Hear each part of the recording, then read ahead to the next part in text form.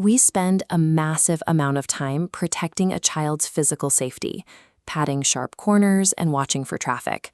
But internal emotional damage can be just as permanent, often occurring silently and without a single visible scratch.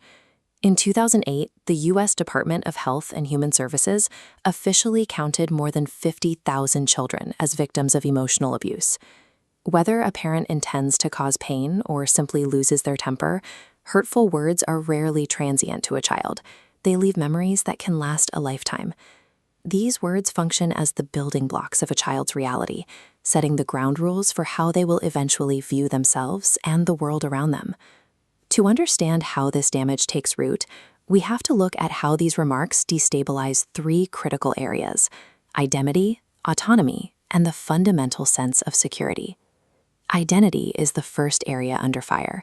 When a parent lobs an insult, they are attacking the child's core sense of who they are. It often begins with critiques of appearance. Labeling a child as too fat, too short, or ugly forces them to fixate on perceived flaws, breeding deep physical insecurity. These seeds of doubt frequently grow into severe, diagnosable emotional struggles later in life, including eating disorders and body dysmorphia. The damage deepens with absolute insults, like useless or loser, or when a parent expresses regret over the child's existence, saying things like, "I wish you were never born." These remarks diminish a child's basic sense of worth and right to exist.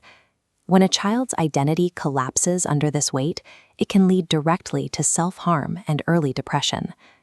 The second area of impact is autonomy and belonging, where toxic parenting often uses isolation as a weapon. This happens through sarcastic questions about the child's basic movements or habits, asking, "Why do you walk that way?" or "Why do you chew like that?" Because children tend to believe their parents' every word, they internalize these remarks as proof that they are inherently flawed, leading to lifelong social anxiety and a fear that others are constantly judging them.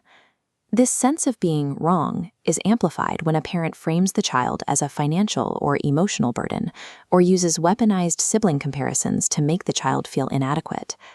To navigate this environment, children often develop a defense mechanism. They unconsciously suppress their own needs and feelings just to avoid the parent's wrath.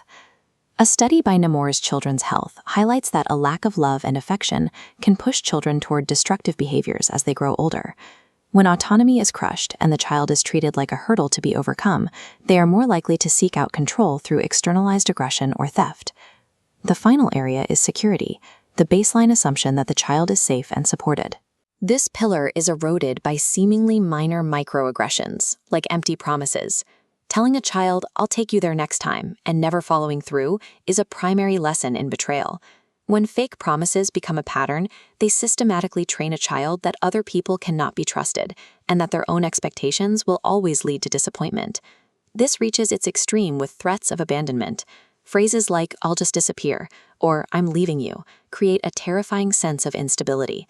This persistent fear of being left behind bypasses logic, becoming an unconscious belief that is carried into every subsequent relationship. When the foundation of security is compromised in childhood, it often manifests in adulthood as a paralyzing inability to trust others, sabotaging the potential for healthy romantic and platonic connections. These harmless words accumulate over years to construct a broken belief system that follows a child into maturity. The influence of a toxic parent persists long after childhood, providing the internal script that dictates an individual's adult behavior and self-worth. We should each evaluate our own experiences, asking if we have internalized these toxic phrases or if we are unknowingly repeating them to the next generation. Current and future parents have the power to change this trajectory. By being mindful of our language, we can build a healthy psyche rather than dismantling one. Share this knowledge to help others recognize these patterns. By raising awareness, we can start to break the generational cycle of toxic parenting and foster a world of more mindful care.